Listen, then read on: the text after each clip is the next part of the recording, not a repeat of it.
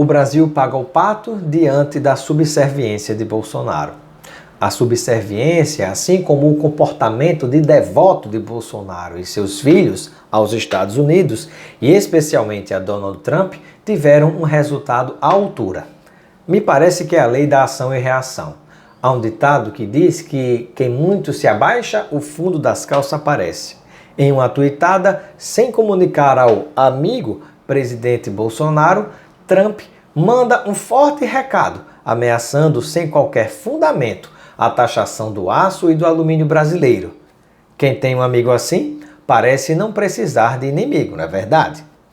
O argumento do amigo de Bolsonaro é que o Brasil estaria desvalorizando a moeda americana, quando ocorre justamente o contrário. Paulo Guedes, ministro da Economia, está torrando no mercado as reservas de dólar do Brasil para tentar segurar o preço absurdo a que a moeda americana chegou, atingindo o maior patamar da história no Brasil.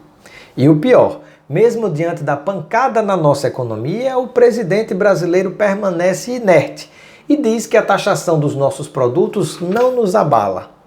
Comporta-se com uma passividade estarrecedora e nem ao menos se presta ao papel de ligar para aquele a quem ele chama de amigo.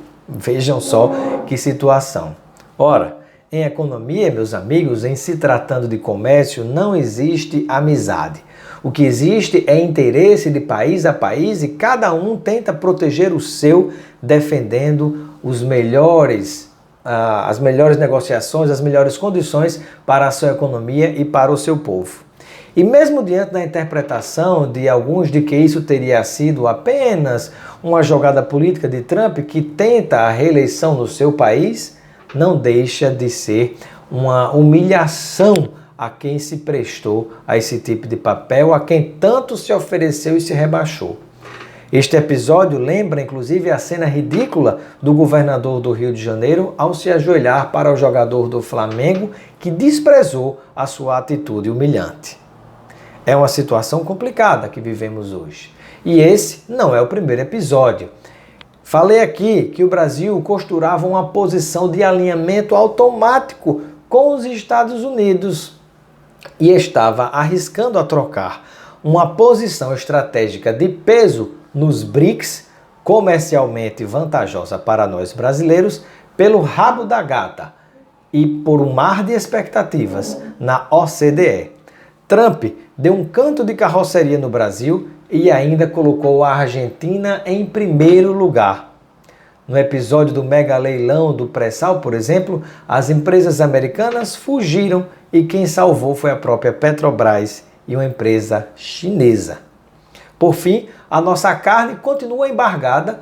O Brasil cedeu a diversos privilégios a que tinha direito na relação comercial com os Estados Unidos, mesmo em desfavor do nosso próprio país. E o que foi que ganhamos com isso? Um coice, meus amigos.